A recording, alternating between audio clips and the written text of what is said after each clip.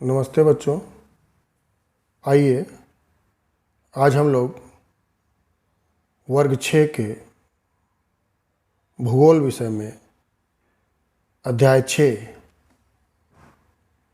पृथ्वी के प्रमुख स्थल रूप इसके बारे में कुछ बहुत ही अच्छी और ज्ञानवर्धक चर्चा आपके साथ हम लोग इस वीडियो में करने वाले हैं। तो आइए हम लोग शुरू करते हैं। और शुरू करने से पहले हम लोग ये जान लेते हैं कि इस चैप्टर में हम लोग क्या क्या पढ़ने वाले हैं, इस वीडियो में हम लोग क्या क्या पढ़ने वाले हैं। तो जैसा कि आप देख पा रहे हैं, इस वीडियो में सर्वप्रथम हम लोग पृथ्वी के स्थल रूप का एक परिचय प्राप्त करेंगे कि स्थल रूप कौन कौन से हैं। दूसरा, स्थल रूपों के निर्माण के कारण, ये जो स्थल रूप बने हैं उसके निर्माण के कौन कौन से कारण हैं। दो प्रमुख कारणों की चर्चा करेंगे, आंतरिक बल और बाह्य बल के बारे में। पृथ्वी के प्रमुख स्थल रूप कौन कौन से हैं, जो पर्वत, पठार और मैदान हैं। इसमें हम लोग इस वीडियो में मुख्य रूप से पर्वतों के बारे में चर्चा करेंगे।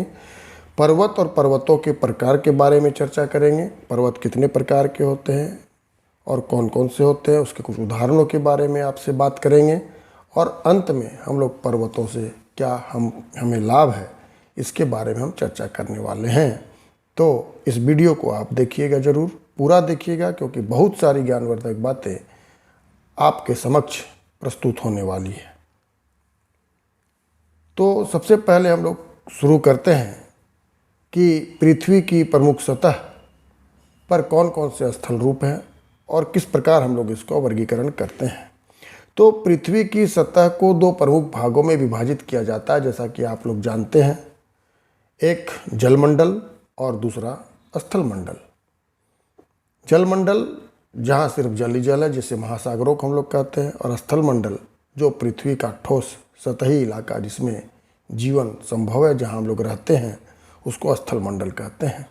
जलमंडल की ऊंचाई तो लगभग सभी जगह एक समान है, लेकिन स्थल मंडल सभी जगह एक समान नहीं है।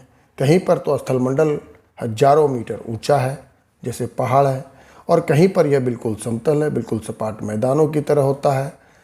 और स्थल मंडल की यह अनियमितताएं ही विभिन्न प्रकार के स्थल रूपों का निर्माण करती है। ये जो अनियमितताएं हैं, विभिन्न प्रकार के रूप जो स्थल मंडल में दिखाई पड़ते हैं, इन्हीं को हम लोग स्थल रूप कहते हैं।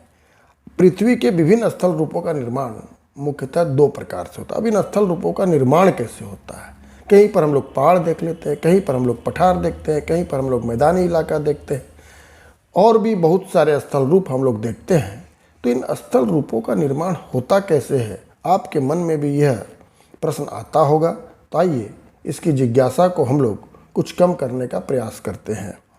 तो पृथ्वी पर जो स्थल रूप हैं, उनका निर्माण मुख्यतः दो प्रकार से होता है। दो प्रकार के बल पृथ्वी पर कार्य करते हैं, एक आंतरिक बल और दूसरा बाह्य बल। आंतरिक मतलब जो पृथ्वी के अंदर काम करता है, और बाह्य मतलब जो पृथ्वी की सतह के बाहर से काम करता है।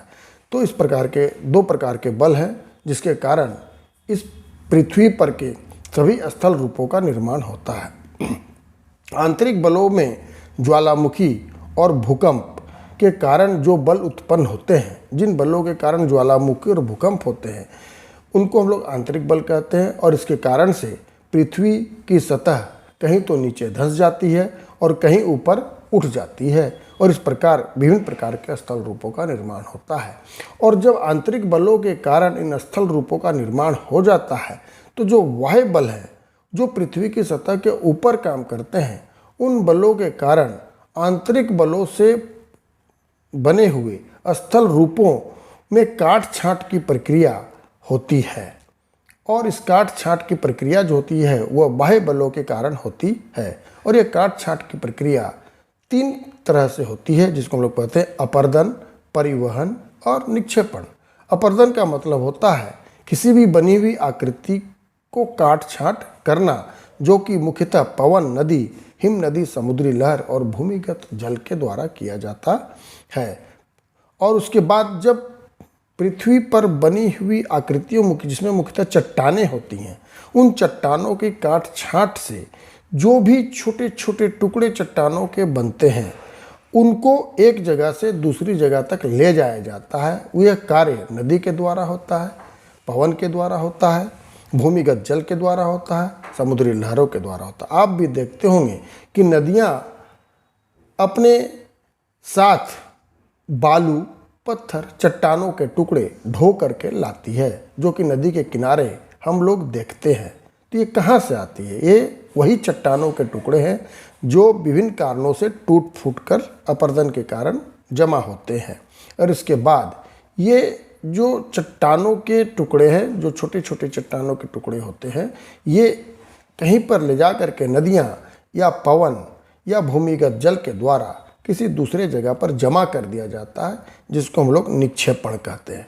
तो इस 3 प्रकार की प्रक्रियाओं के कारण, अपरदन, परिवहन और निक्षेपण के कारण, पृथ्वी पर जो आंतरिक बलों के कारण जो स्थल रूपों का निर्माण होता है, उसमें काट छांट की प्रक्रिया के द्वारा और विभिन्न प्रकार के कई स्थल रूपों के निर्माण होता है। इस चित्र में आप देख पा रहे हैं, एक पहाड़ दिखाई दे रहा है, एक पठार आपको दिख रहा है, नदी दिख रही है, तटीय मैदान दिख रहे हैं, मैदान दिख रहे हैं, झील दिख रहे हैं, पर्वत दिख रहे हैं, खाड़ी दिख रही है, प्रायद्वीप दिख रहे हैं।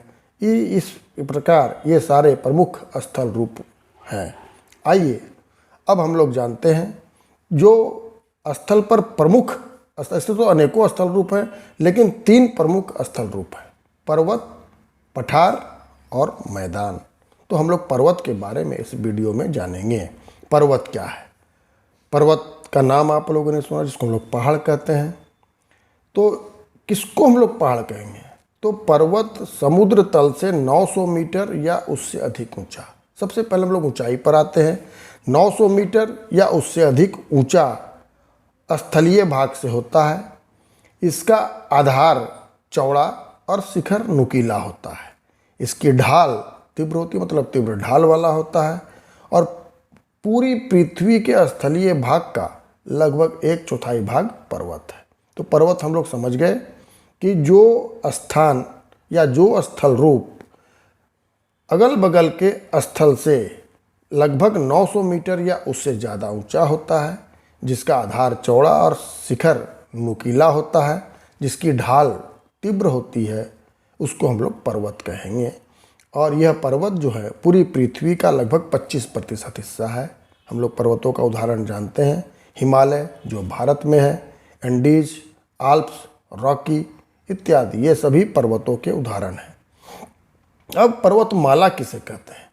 पर्वतों की वह श्रृंखला जहाँ एक पर्वत दूसरे पर्वत से सटा रहता है। तो जब भी आप पर्वत देखते हैं, जैसे हिमालय पर्वत की हम बात करते हैं, तो हिमालय पर्वत कश्मीर से लेकर अरुणाचल प्रदेश तक फैला हुआ है।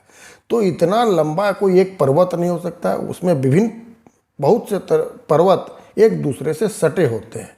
तो इस प्रकार जहाँ पर एक पर्वत दूसरे पर्वत से सटा होता है, उसको पर्वतमाला कहते हैं। हिमालय पर्वतमाला है, आल्प्स पर्वतमाला है, इंडीज पर्वतमाला है। और पर्वतों को पार करने के लिए जो एक सकरा रास्ता होता है 2 पर्वतों के बीच में, जिससे हम लोग पर्वतों को पार कर सकते हैं, जिसको हम लोग दर्रा कहते हैं। हिमालय पर्वत में भी बहुत से दर्रे हैं। अगर आप एटलस मानचित्र को देखेंगे ध्यान से, तो उसमें आपको हिमालय पर्वतमाला में कई सारे दर्रे नज़र आएंगे, जैसे नाथुला, शिवकिला, ये सब हिमालय के प्रमुख दर्रे हैं। अब ये पर्वत भी विभिन्न प्रकार के होते हैं। ये मुख्यतः 4 प्रकार के होते हैं। पहला वलित पर्वत, दूसरा भ्रंशोथ पर्वत, तीसरा ज्वालामुखी पर्वत और चौथा अवशिष्ट पर्वत। आइए हम लोग जानते हैं कि 4 प्रकार के पर्वत कौन कौन से होते हैं। इसमें पहला है वलित पर्वत। वलित का मतलब वलन, वलन का मतलब मोड़। तो पृथ्वी पर स्थित चट्टानों पर आंतरिक बलों के कारण वलन माने मोड़ पड़ जाते हैं। जैसे चट्टानों पर दोनों तरफ से जब दबाव पड़ता है, तो वो चट्टानें बीच में से मुड़ जाती है, ऊपर नीचे हो जाती है, जिसको हम लोग वलन कहते हैं। और इसी कारण पृथ्वी का वह हिस्सा ऊपर उठ जाता है और इस प्रकार से पर्वतों का निर्माण होता है, जिसको हम लोग वलित पर्वत या मोड़दार पर्वत भी कहते हैं। ये चट्टानों में मोड़ के कारण बनते हैं, इसलिए इनको मोड़दार पर्वत भी कहते हैं। और ये विश्व के सर्वाधिक ऊंचे पर्वत होते हैं और पृथ्वी के सबसे नवीन पर्वत होते हैं। पुराने पर्वत नहीं हैं, ये नवीन पर्वत होते हैं। जैसे एशिया में हिमालय, यूरोप में आल्प्स, उत्तरी अमेरिका में रॉकी, दक्षिण अमेरिका में एंडीज। और जैसा कि आपको मालूम है हमारे भारत देश के उत्तर दिशा में जो पर्वतमाला है हिमालय, वो विश्व का सबसे ऊंचा मोड़दार पर्वत है। जैसा कि आप यहाँ चित्र में देख पा रहे हैं, यह बलित पर्वत है और यहाँ वलन किस प्रकार से चट्टानों में मोड़ होते हैं और यह पर्वतों का रूप धारण कर लेते हैं। अब हम लोग देखते हैं भ्रंशोथ पर्वत। भ्रंश का मतलब होता है दरार। जब पृथ्वी की सतह का एक बहुत बड़ा हिस्सा आंतरिक बलों के कारण टूटकर ऊपर विस्थापित हो जाता है तो भ्रंशोथ पर्वतों का निर्माण होता है। ऊपर उठे हुए भाग को हम लोग उत्खंड और नीचे धसे हुए भाग को द्रोणी कहते हैं। ऐसे पर्वतों को हम लोग भ्रंशोथ पर्वत कहते हैं। यहाँ पर आप चित्र में देख पा रहे हैं दाहिनी ओर, ये पृथ्वी की एक पूरी सतह थी जो कि आंतरिक बलों के कारण कुछ हिस्सा ऊपर उठ गया, कुछ हिस्सा नीचे धंस गया। ऊपर उठे हुए भाग को उत्खंड कहते हैं जो कि पर्वतों का भ्रंशोथ पर्वत का रूप है, और नीचे धसे हुए भाग को द्रोणी कहते हैं जो कि एक घाटी होती है।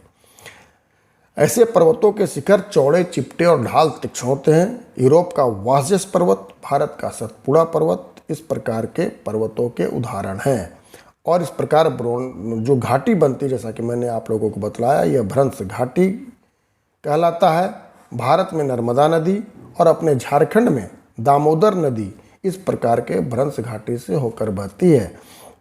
अगर आप लोग रामगढ़ जिले में आए हैं तो आप लोगों को मालूम होगा या आप लोगों ने ध्यान से देखा होगा या ऑब्जर्व किया होगा तो दामोदर नदी के एक ओर हजारीबाग का पठार है और दूसरी ओर रांची का पठार है, और दोनों के बीच में दामोदर नदी बहती है। तीसरे तरह का जो पर्वत है वो है ज्वालामुखी पर्वत।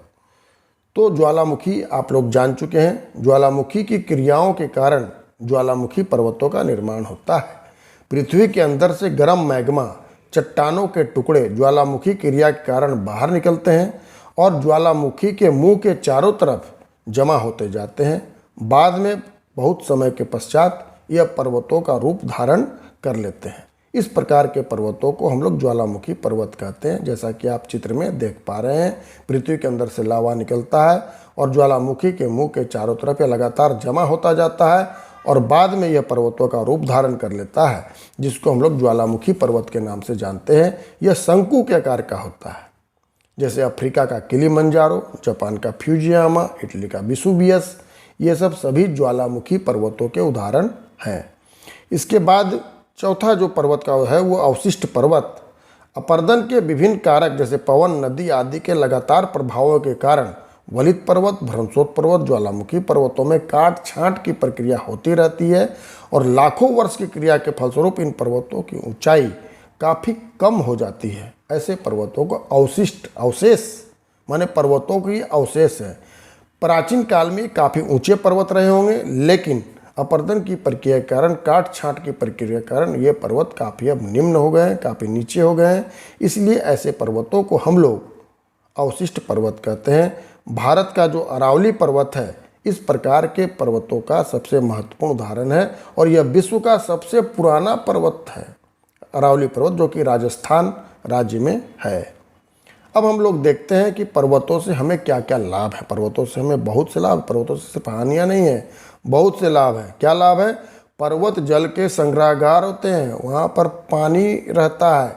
बहुत सी नदियाँ पर्वतों से निकलती, जैसा कि आप जानते हैं गंगा नदी, यमुना नदी, ये नदियाँ, बहुत सी नदियाँ हिमालय पर्वतमाला से निकलती हैं और इसके पानी का उपयोग सिंचाई तथा बिजली उत्पादन के लिए किया जाता है।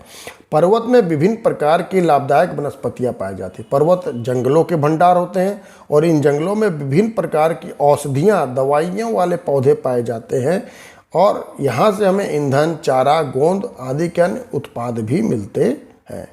पर्वतीय क्षेत्रों में पर्यटन व्यवसाय फलता फूलता है। जैसा कि आप जानते हैं जो पर्वतीय क्षेत्र होते हैं, मैदानी क्षेत्र के लोग पर्वतीय क्षेत्रों में घूमने के लिए, पर्यटन के लिए जाते हैं। जैसे हम लोग हिमालय पर्वतमाला में स्थित पर्यटन स्थल जैसे शिमला, नैनीताल, दार्जिलिंग, इस तरह के स्थानों में जाना पसंद करते हैं। कुछ खेल जो होते हैं वो सिर्फ पर्वतीय क्षेत्रों में ही खेले जाते हैं, जैसे paragliding, hang gliding, river rafting, skiing.